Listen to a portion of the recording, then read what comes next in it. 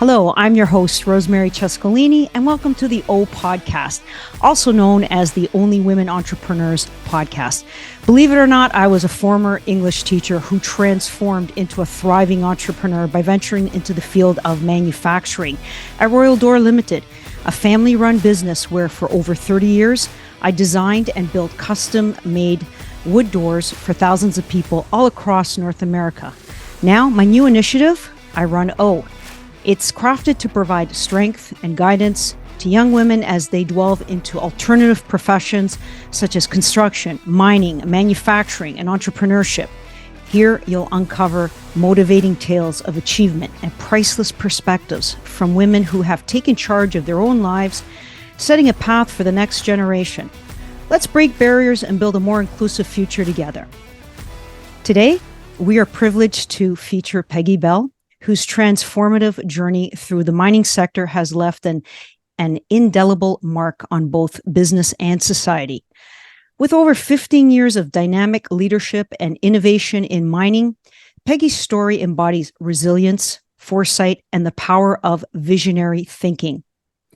As the founder of Resource Becoming, a trailblazing firm dedicated to transforming the mining sector through equity, diversity, and inclusion, EDI for short, Peggy Bell has not only harnessed her expertise in business development, strategy, and mergers, along with acquisitions, but also leveraged her deep understanding of EDI to revolutionize an entire industry. In addition to all that, Peggy hosts a podcast, The Changing Face of Mining, dedicated to transforming the mining sector from what it is to what it can be through innovation, inspiration, and empowerment. Let's give a big welcome to Peggy Bell. Thank you for coming on the show. Thanks so much for having me, Rosemary. It was a privilege to be asked, so I'm so excited to be here with you. Wonderful. I'm looking forward to sharing your story with our audience. So let's just start by sharing a little bit about your education background and your work experience, if you don't mind. Okay, so my education background is diverse, which is often the case in mining. And we also, well, not as often as it should be, but definitely people get to mining in roundabout ways. So I have a background in business and human resources, and both of those are diplomas from my local college, Fleming College. And then about 5 years into my career at SGS, I did a postgraduate certificate from the University of Berkeley in marketing communications, and I'm currently doing an executive MBA through the University of Fredericton, focusing on social performance in organizations. I got to mining through a roundabout way. Like I mentioned, it was through divorce. And so before the divorce, I was working in the trades, supporting my ex-husband in his HVAC organization. We had grown the business from about 175,000, so a self-sustaining business for one salary, through to over $1 million, and growing the team to about, I think it was about 5 when That's I left. Incredible. Yeah, wow. It was. Sometimes I talk about growth being too fast, and sometimes I think that really definitely happened. But yeah, so the relationship, unfortunately, didn't work out. He's still very much part of my family, though. And I went to go work at the local laboratory, which supported environmental and mining and growth roles. So I did marketing, sales, go-to-market strategy, mergers and acquisitions, all kinds of different things. 5 years in a national role, and then 5 years in a global role. And then I moved on to AECOM, which is a multinational infrastructure firm. And I supported their Canadian sales group for the environmental sector. And then I decided that I wanted to do something like really impactful. And oftentimes impact can be a challenge when you're in a large organization. So I decided, very much. It's still a way to make impact, but I wanted to really explore a lot of the ideas and observations that I had over the career that I had. And so Resource Becoming came a way for me to look at really disrupting and challenging some of the preconceived notions that we have around mining and how we operate. And so I developed Resource Becoming to look at those in more detail. Well, that's a commendable mission that you have, and that's why we're here together, because your mission actually aligns with the O's mission. And we're here to talk to our audience about all the wonderful opportunities and also pitfalls, so that they approach every industry with caution and with the resources and tools they need for a successful career in these alternative journeys.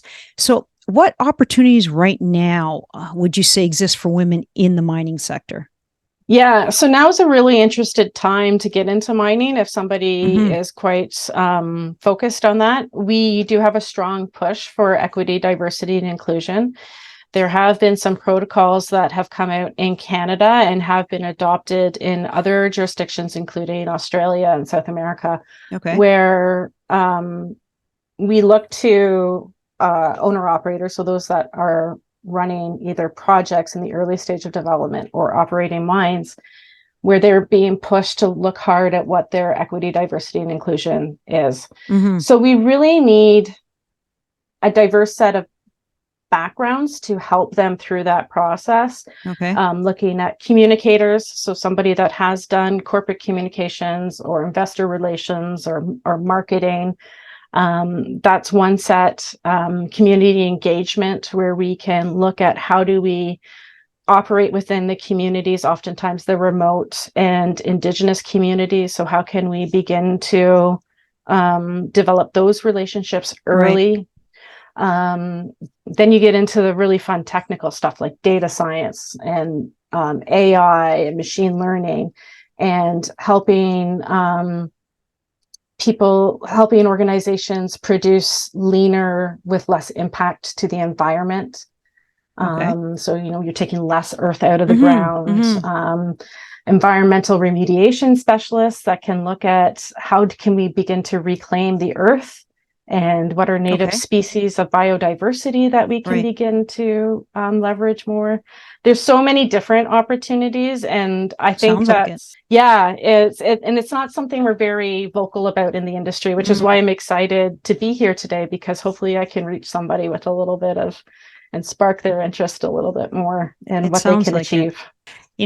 For those individuals that they don't want to go to school, they don't like the classroom environment, and they want more of, say, like a hands-on approach. So what role can they do in the actual mines?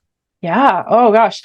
Such a great question. So there's definitely heavy machinery operators, and there are some really cool programs out there, especially in Northern Ontario, where they no longer, before you would need to have some sort of college degree, but they've since moved that to a high school diploma. Wonderful. And so, it really opens up those barriers. And that's one of those things with the EDI, is that it's removing barriers, not continuing to keep those in place. So whether that is, I often tell owner operators, not only do you not need a college diploma, but you probably don't need a high school diploma either to run heavy machinery operating. You just need to have the will, the drive, and the desire to learn.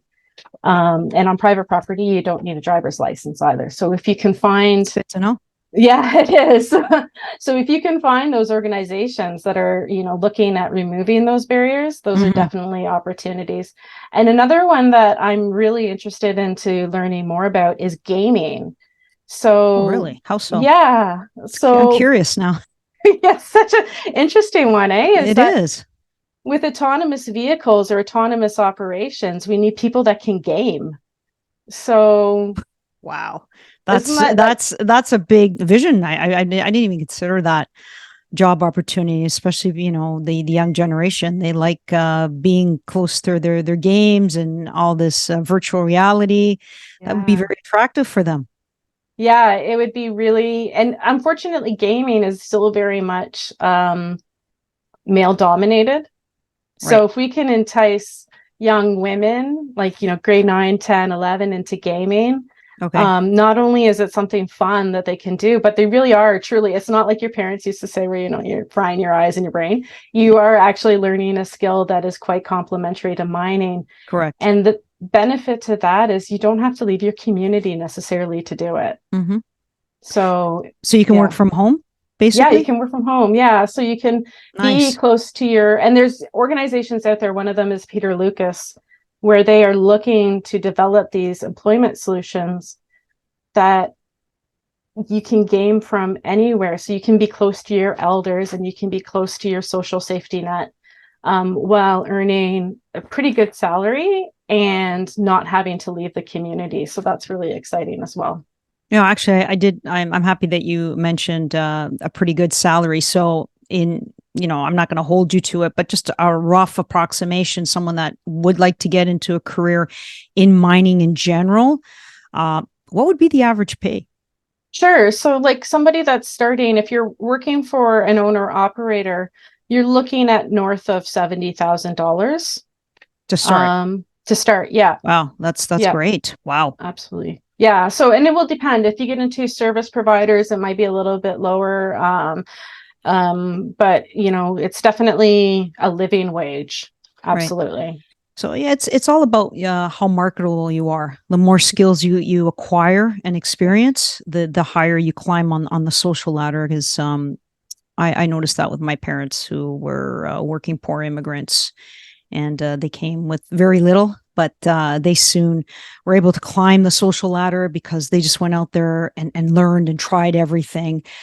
So there were incredible opportunities, and it sounds like those exist here in mining as well. So if I'm a student in high school, I mean grade 9 or maybe grade 11, and I'm listening to this podcast, and I do have maybe a little bit of a desire or an interest to go into mining.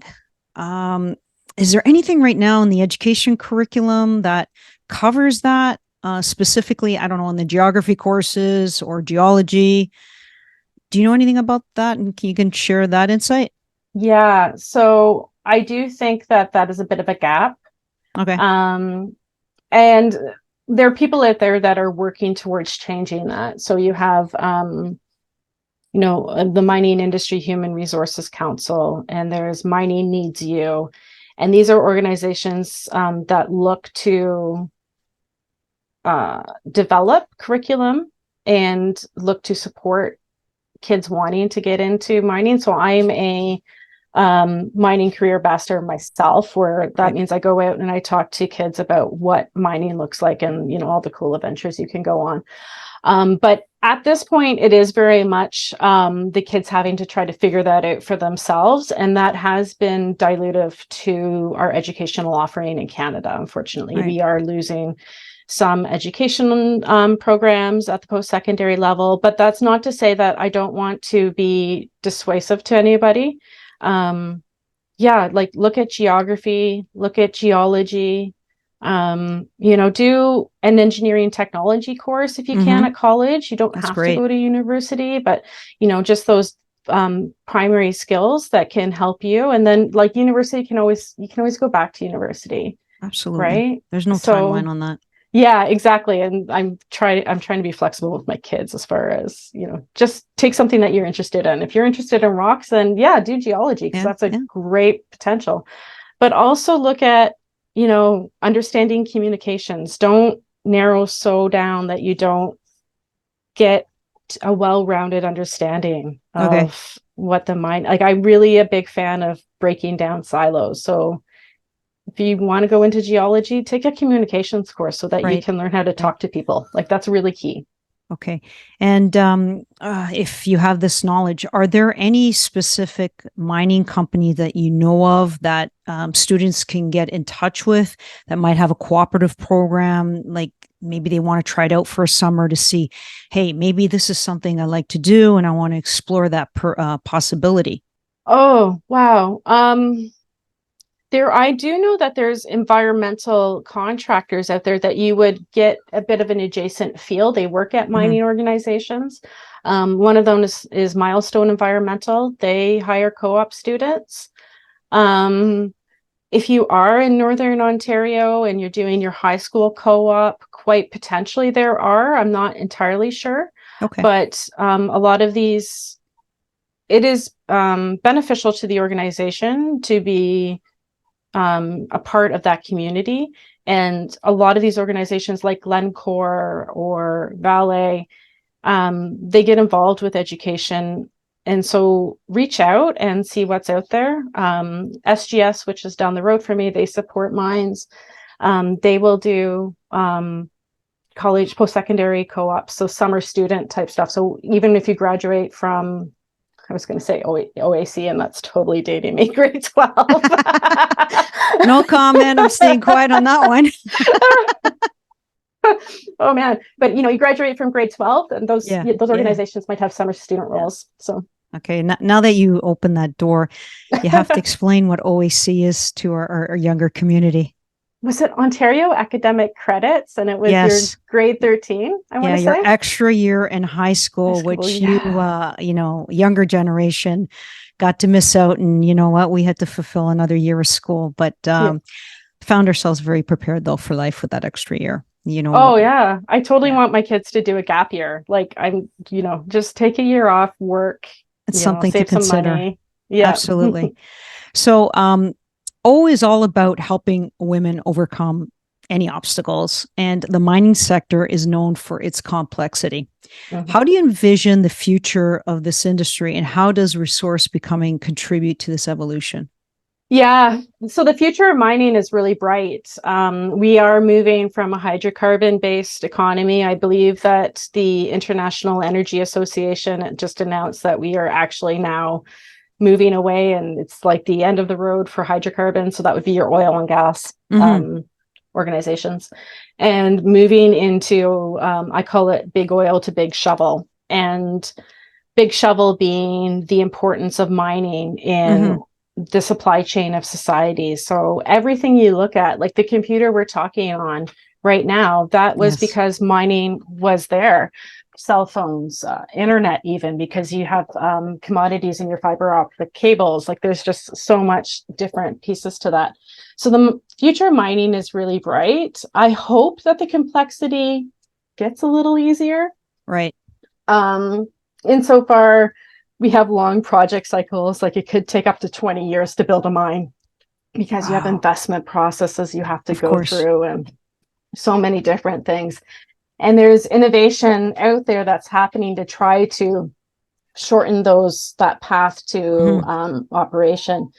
And so I think that what I try to do is I partner with what Steve Jobs from Apple called the crazy ones, where we don't necessarily want to see mining continue in the way that it is, but we want to transform and disrupt so that there's more opportunity for equity-seeking people. We shorten the investment cycle. We can attract talent from IBM and Google, because IBM and Google already supports mining, even if they don't talk a lot about it. So how can we get those people in to help us accelerate technology innovation and help everybody to see a brighter future for mining? So there's a lot of different pieces. And so what I look to do is build a relationship with those people. And if they need a go-to-market strategy, or they need equity, diversity, and inclusion, EDI type strategies, I'm helping them to make that happen. Oh, I'm impressed with that. And I want to just go back to the point where you mentioned that, the computers we're talking with, the microphone, everything you think of, the cell phone. I want to make it clear to our younger generation that if we don't have skilled individuals that are out there in whether it's construction, mining, manufacturing, we wouldn't have any of this technology. We would be going back to the Stone Ages. And my biggest fear, and I think a lot of people have a similar fear, because being in manufacturing personally, we are seeing severe shortages to the point where you only have a limited number of skilled individuals, a limited number of hours during the week. And once they've maxed out, well, we can't continue with production. So what happens? We have incredible demand for products worldwide because the population is continuously growing, but we don't have that labor to keep up with that demand. Mm-hmm. So it is so important that we need to get this generation to think about all aspects. And like you mentioned earlier, like mining has so many components. Whether you're good at school or not, you know what? There's a place for you. And I'm so I'm wide open and very blessed to have this opportunity to discuss all these all of them, because I was totally unaware of this, and I hope it opens up the minds and also the paths for our young generation. So I want to discuss, going back to EDI, the equity, diversity, and inclusion. I know that's very central to your approach, and rightfully so. So how do these principles resonate with the triple bottom line of, your people, your planet, prosperity, that resource becoming values? So for your triple bottom line, it requires a level of empathy, compassion, and introspection. So whether that is the person or the organization, we need to be approaching our work in a different paradigm than we have in the past. So that's looking at, instead of asking people to work themselves to the bone and going above and beyond, and you're going to get paid for your 40 hours a week, but we expect you to work 60 hours a week, and we don't really think about how bringing your whole self to work. And we're not necessarily thinking about, are you 2S lgbtqia plus, or are you an Indigenous woman, or are you even like a white man? Like, we don't think about those things. We just think about profits, shareholders, and progress, right? And that is divergent from the triple bottom line, and it's also divergent from EDI. So if we can look at how do we build value-based organizations that want to employ diverse thinkers, that embrace innovation, that create workplaces of belonging, then we will naturally attract a more diverse talent base. Right. So I can think of myself as saying, you know what, this organization is accepting of queer people. So that's, a place that I want to work. I don't have to think about if people are snickering behind my backs. I feel safe. I feel seen. I'm neurodivergent. I have ADHD. I can safely ask for accommodations, even up into high leadership positions. And all of this makes sure that the planet is protected, because we'll naturally be thinking about the people that are in it, and our communities will become more prosperous because we act with intentionality. Right. And it's all connected. And I think we kind of split those two apart, like we split many things apart, but they're actually, those three, the triple bottom line, PPP and EDI, they're very much connected in how we transform the society that we work and live in. You know what, that is, I just love that you just said that's great, because for us to continue as a civilization, we all have to work together, because we approach problems differently. And something I may not see my coworker or my teammate, or in this case, my sisterhood, they might be able to contribute, and we can actually solve great problems that way. I agree wholeheartedly. So, Peggy, your company emphasizes the importance of a go-to-market strategy rooted to social innovation. Now, how do you bridge the gap between commercial success and social responsibility in the mining sector? Yeah, sure. So there's a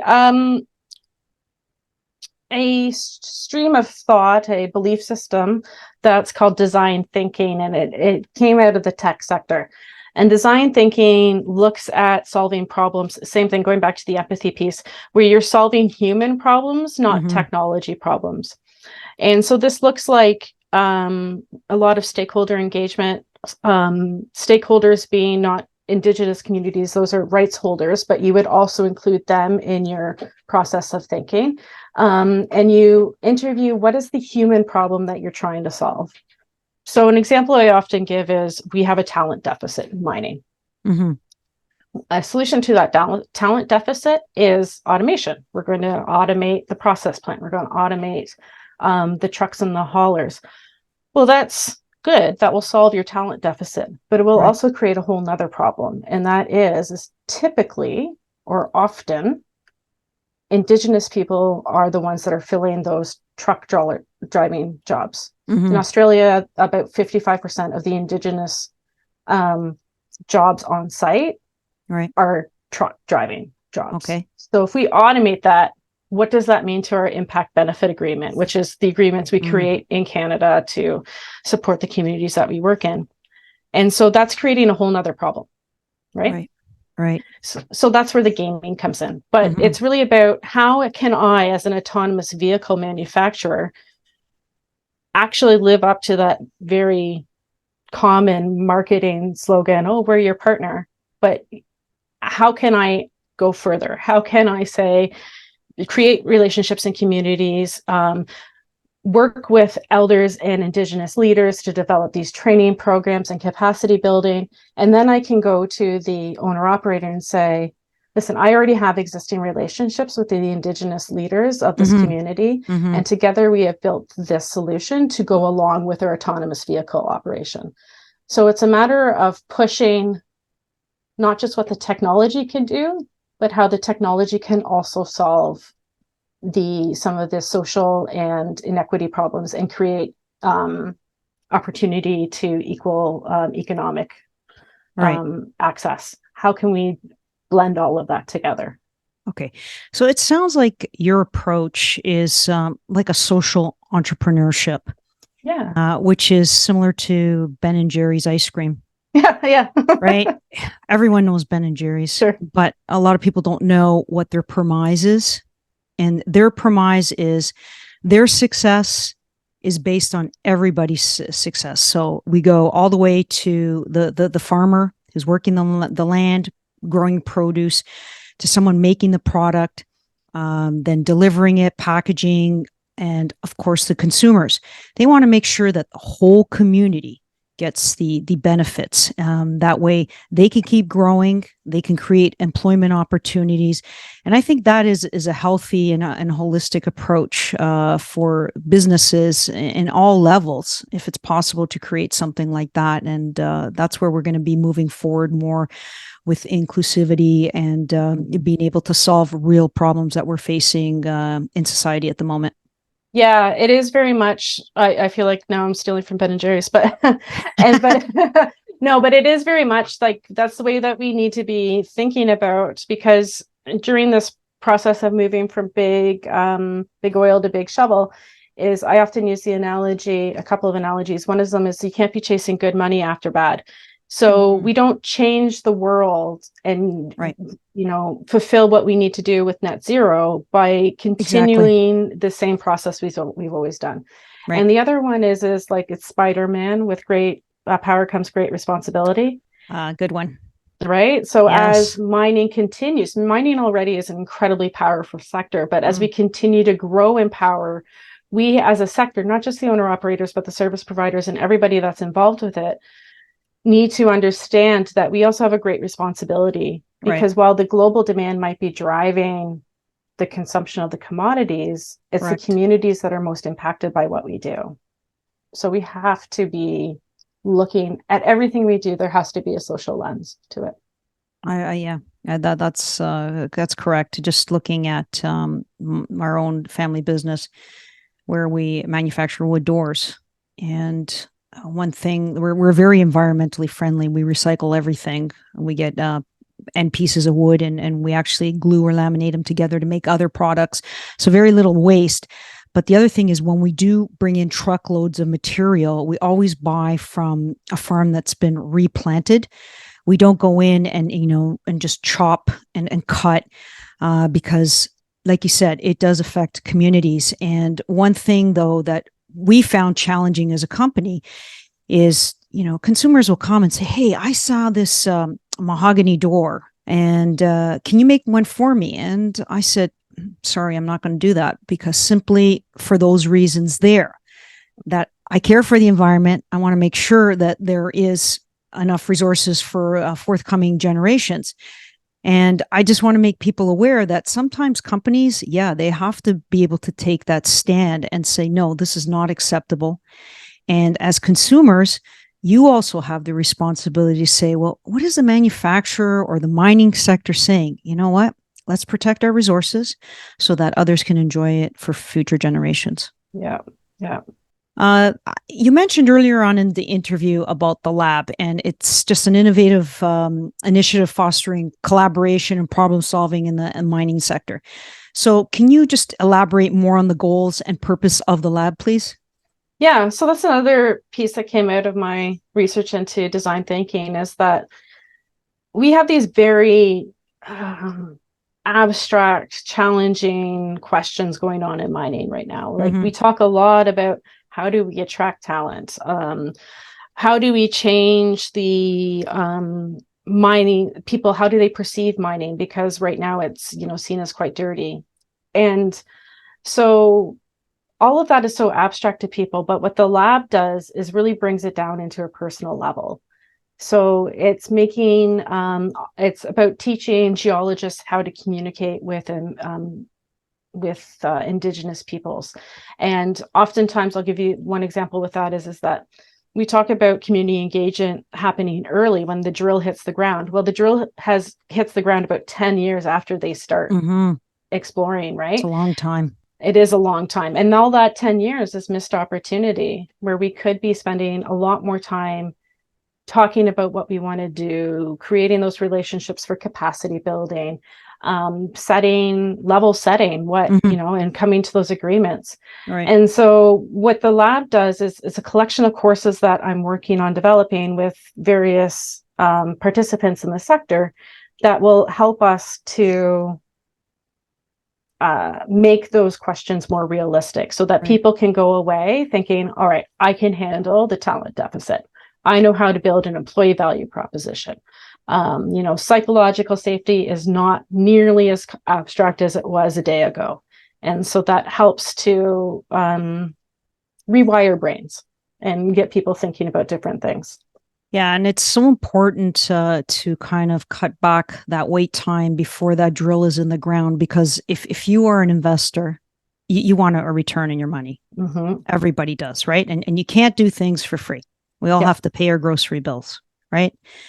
So if we can find some way working with collaboration between the communities and the company that's investing in the mine, and expedite the process in like an environmentally friendly way, as you said, and beneficial for the community, then we probably wouldn't lose out on investment properties, because there are numerous companies throughout the country, even North America, that they were going to start some sort of initiative with some sort of natural resource, but because of legislation and bogged down, companies pulled out, and we lost tons and tons of high-paying, good, steady jobs.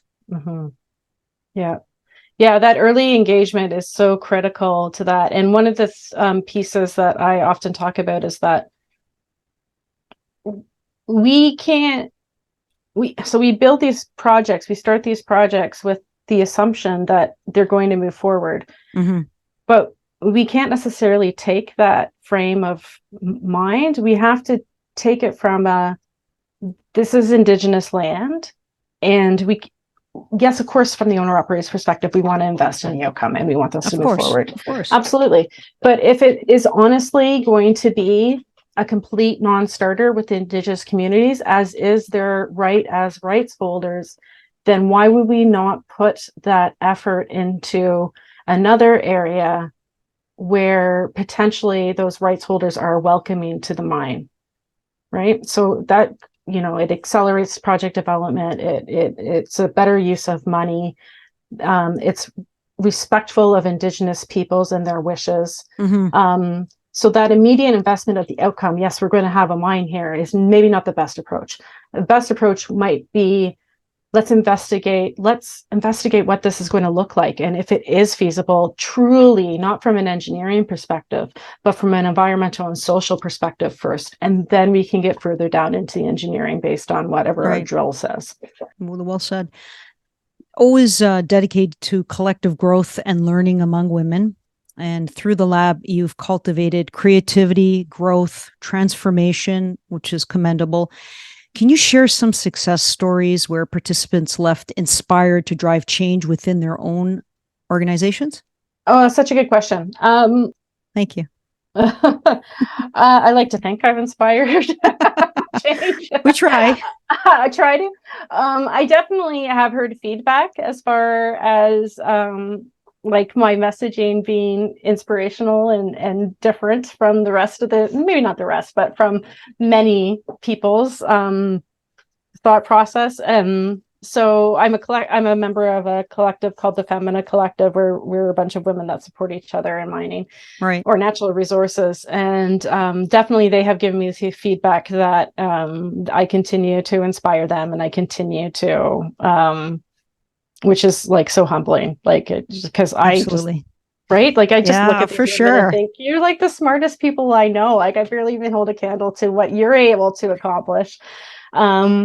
So yeah, like there's, I have some friends that are SVPs of HR within major miners, and they, talk about how much they admire me, and I'm just like, stop it. I'm glad I inspire you. Oh, no, it's good, because it just shows that, again, the sisterhood of women, it's out there. It's worldwide. Oh yeah. It's just a matter of us using this great form of technology to reach out. And through my experience, because the podcast for me is something new also, wherever you ask for help or professional insight, there are a list of people, and, both men and women will come out and say, hey, do you need help? I can help you out with that, because they bring in their expertise. And you know what? It's also a learning experience for us as well. I think that's been one of the biggest learnings, is that when you go out on your own, you're losing a lot of that human connection from being part of an organization. Right. And I didn't think that so many people would be invested in my success that I'm not actually working with. They just want, because they care about you, they want you to be successful. And so I try to pay that forward as much as possible. Right. So if there is somebody that's early in their career, and I offer this to anybody, so, young listeners, please like reach out and ask me. And I'm always willing to have a 30-minute conversation, because I think that is the best way for us to continue to develop young talent, is by paying for whatever generosity and caring that I've been given in my own journey. So I'm really passionate about making those connections to pay that forward. Well, thank you so much for sharing that. And I hope our listeners do reach out to you if they have any questions. That's a great place to start. And I'm sure if you don't have the answers, you'll probably give them the proper direction. That's I can usually think of one or two people to introduce them to. That's good to know. Good to know. So oftentimes at O, we drive home how important strong community and connections are, and networking and outreach are essential components of your impact, as we just discussed. Now, how do these efforts contribute to promoting collaboration and knowledge sharing within the industry? Yeah, so people like to talk to like-minded people. And I think that's becoming even more prevalent as social media continues to grow, and you see this very dichotomous world that we are living in, where your feed is like-minded people, and you go out and you talk to like-minded people and all this other stuff, and that's great, because you're going to meet people that you connect with, and you're going to make friends. In my community of mining, we sometimes reference the echo chamber, because we're all talking the same message, but we don't really know how much it gets out into the world. So I encourage, as far as networking goes and going out to meet people, is to look at people, like seek out people that have dissenting voices to you, and that are willing to have a good conversation. What's her name? The notorious RBG, Rose Bader Ginsburg. What's her first name? Ruth. I said Rose. Ruth Bader Ginsburg said at Anthony Skill, I can never pronounce that last name, her friend that sat on the high bench with her. I draw a blank on that. Yeah, she did his eulogy, and they were such good friends, but very dichotomous views. And she was often asked, how can you be friends with this person? Or he was, excuse me, how can you be friends with Ruth Bader Ginsburg? And he said, I don't take issue with people. I take issue with ideas, and some really good people have really bad ideas. That's well said.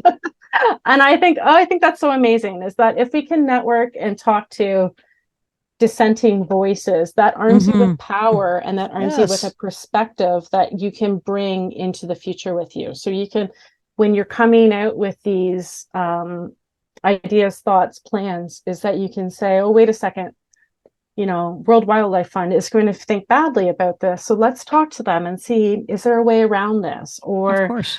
We can't if we just stay in the echo chamber, nothing ever progresses. We have to be networking, learning. And then you also meet really good people, and people that want your dissension within their ranks and want to be challenged. And you might find yourself, becoming VP or something or other, because you constantly respectfully challenge those thought process, and everybody opens their eyes to a different idea and a different way of doing business.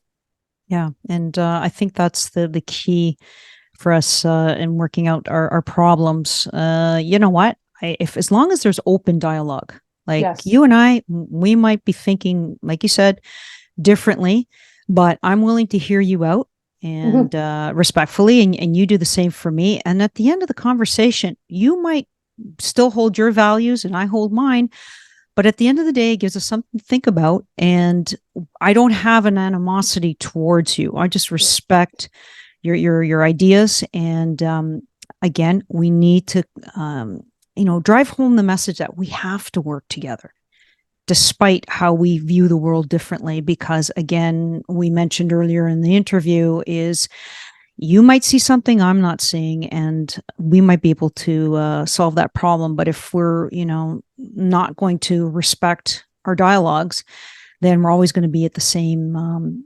circular, problematic society that we are unfortunately seeing at the moment. Yeah. So well said. I think it's a matter of having those common goals. Like I was working on a workshop that is in the same vein as the lab. It won't be with the lab, but it was, how do we get people talking from different backgrounds? And I said to my co-collaborator, I think we need a common goal. We start the session with a common goal. The common goal is we want a better world. If we can all agree on that, then it gets a little bit easier to have those discussions. Yeah, absolutely. I agree with that.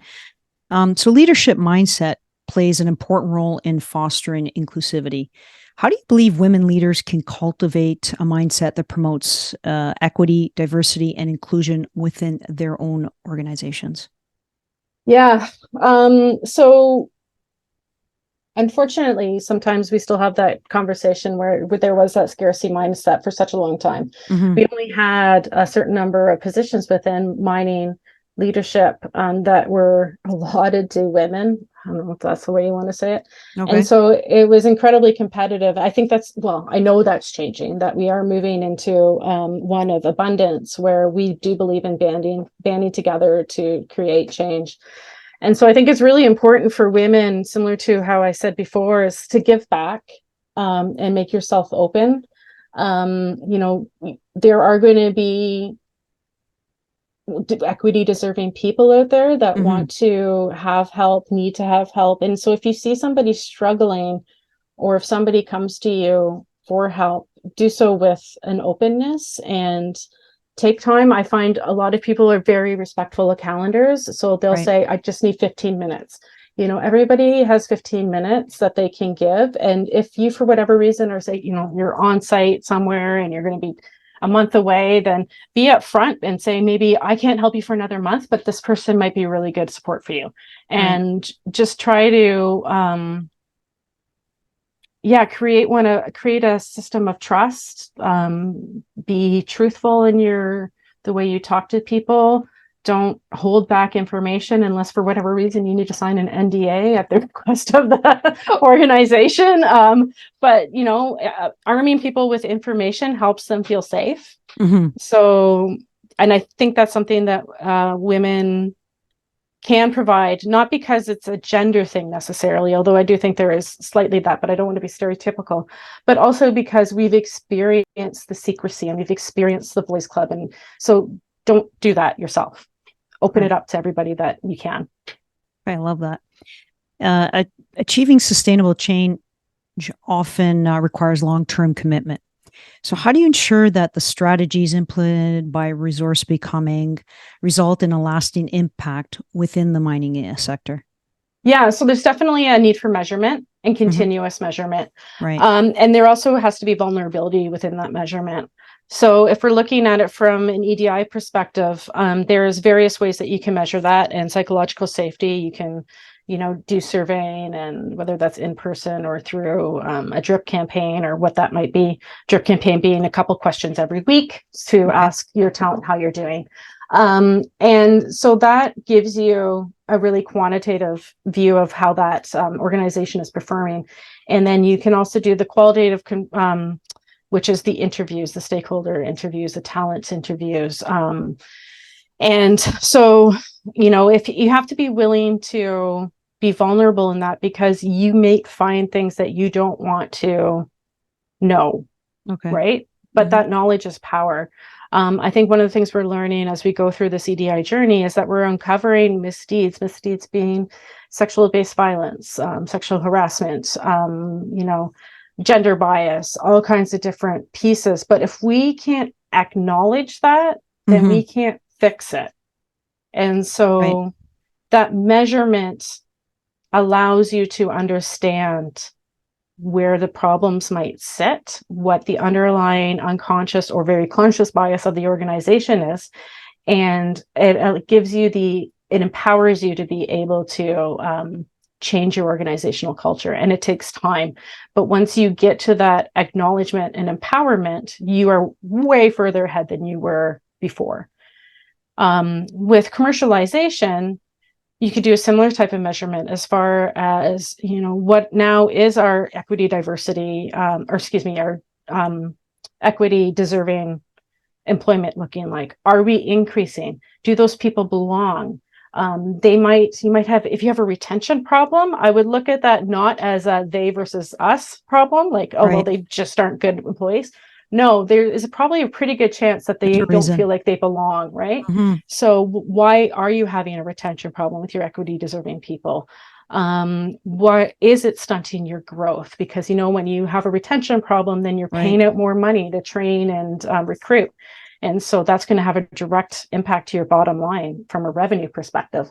So all of those pieces of measurements will help you to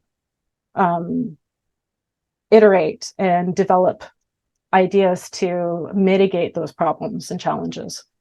Oh, fantastic. I love that. So looking ahead, Peggy, what legacy do you hope to leave behind through Resource Becoming's work in transforming the mining sector and promoting equity, diversity, and inclusion? Oh, well, I would love to see the gender participation of women identifying people go from 14% or whatever it is to 50% or higher. But I think mostly I honestly do it a lot for my children. I have a child that's neurodivergent and a young girl as well, so boy and a girl. And I would like sorry to interrupt, but would you mind explaining what that term is for some of our listeners that maybe never heard of it? Yeah, of course. So my son has autism and ADHD. Okay. And my daughter is dyslexic. Actually, I think they call it it's some sort of processing disorder now. They don't use the word dyslexia anymore. And so I want them to find a place where they can experience all the wonders of mining that I have, because mining is such a fantastic, robust, exciting place to work. And so I want them to be able to provide that same type of impact. And so I think a lot about, if my daughter wants to become a geologist, will she feel safe at site? Okay. Will she have a bathroom? Because sometimes we don't even have bathrooms still. It was just introduced by our government that now construction sites have women porta potties. Yeah. So hopefully we just keep moving forward and having these little, they're just little things that need to be tweaked one at a time, which is not a big thing to do. But again, we need to have the open discussion, because you know what? Sometimes the people that are in charge, they're totally oblivious to what the sectors are, right? Yeah. And I never think I'm an optimist by nature, so I don't like to think it's it's intended, that it's just like, I oh, don't well, think of so either. course, right? Like, Yeah. Yeah. of course, women need to have their own protective clothing, Of obviously, course. because they're shaped Yes. differently than men, Yes. right? I'm So, hearing a lot about that. right. And so, like, things that even I didn't think about until, the last 5 years, so I just want them both to be able to go out into this world, be successful, and feel like they belong in whatever it is that they choose Yeah. to do. Yeah. And So, that's a powerful message for mothers and families out there. I can tell you a personal story. I have 4 adult children, and they're all finished school and working. But when they were growing up, they play various activities, hockey and soccer and whatnot. And one lady, she was a general manager for my son's hockey team, and her son was playing on the same team. And her concern was her son was autistic. I just want him to be able to have ability to support himself and to be able to thrive in the community and not feel any different. So they worked with him a lot, and he ended up finding a skilled career in sheet metal work. nice. And now he is an entrepreneur, and he's doing very, very well. And his mom has helped him set up the office tasks that he's Yes. not very good at. Yeah. But you know what? He is a high income earner, which is fantastic because, like I said, it gives hope to all parents that they can find a career in an industry that can really make them shine and actually develop to their fullest potential. That's, I think, everybody's goal here. Yeah, absolutely. Okay, so as a wrap up, Peggy, your dedication to transforming the mining sector is absolutely inspiring, and I enjoyed my time with you today. So, what final thoughts or advice would you like to share with our listeners, especially women who aspire to drive change in their industries? Find the people. This is the advice that has been given to me. Find your band of weirdos is quite literally I the like that. advice. Because there will be, like, you may feel like you are on your own, and I've certainly felt that myself. And the biggest part of my entrepreneurial journey is reaching out to like-minded people. And then you will realize, it's going to be so encouraging because you realize that you really aren't on your own, that people are driving the change and they want to see it too. And two, you're also going to find these group of people that, are invested in your success and want to help you. So whether you want to go out into an entrepreneurial journey like I have, or you want to go work for an organization, when you can find your band of weirdos, you create that network of support that can help you in either side of that journey. So even me, like, I don't do it as often, but when I was first starting out, I was like calling one of my weirdos saying, I can't do this. I really can't do this. And she was just, yes, you can. You can do it. You're going to keep going forward. And then another one would be like, listen, there's these opportunities, and they still very much both do that, where I have this opportunity for you. Let me put you in touch with this person. So go out, network. LinkedIn is a great resource. If you are, I do more networking through LinkedIn than I do in person. Much of that is because of the pandemic, but you'll find that so many people are open to connecting and talking to you. So just get out there and network. Hey, that's how I found you. And that's absolutely true. Right? And the younger generation should seriously start a profile on LinkedIn. And, if you don't know how to do it, I'm sure somebody can help you out. Just ask for that help.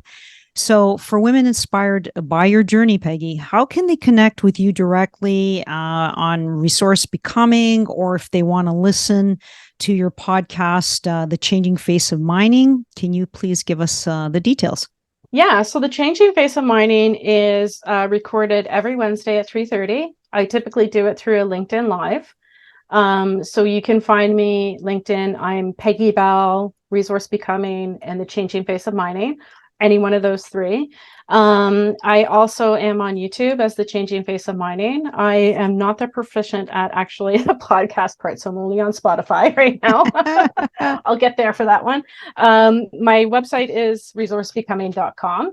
And I have so many connection buttons through all of those that, reach out and and send me a direct message, send me a email. Like I said, I'm open to talking to just about anybody that wants to learn and help them through. And I'd love to connect with people. So please don't be shy.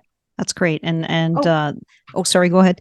I was going to say, don't follow me on LinkedIn. Like, actually send me a connection request. Please. And it does work, because that's what I did with Peggy. And then I had an opportunity to meet another wonderful person and to include in my circle of friends, shall we say, and resources.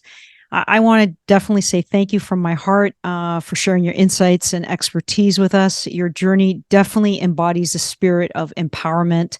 And we're so grateful for the positive impact you're making in the mining sector and of the world today. So Only Women Entrepreneurs is here to support and uplift women in their entrepreneurial and alternative career journeys. To continue exploring our rich pool of resources, visit our website, onlywomenentrepreneurs.com, for insights, interviews, and guidance tailored specifically for women navigating the business world or an alternative career. Here you can also find my personal development and business coaching courses to help you on your journey. Whether you want to start a new business or you want to get to the next level of your career, I can help guide you every step of the way. Just reach out to me for your free consultation. If you're on social media, be sure to follow us on Instagram at Only Women Entrepreneurs, TikTok, to stay connected with our vibrant community of like-minded women who are making their mark in various industries. Your journey to empowerment is very important to us, and we're here to provide the tools, resources, and inspiration you need to succeed. Thank you so much, everyone. Our podcast is now live, and we drop a new episode every Tuesday. So make sure you hit subscribe on this podcast, as well as the changing face of mining, and let's continue to talk and figure out solutions for everybody. Thank you again, Peggy. Thank you so much. It was a pleasure.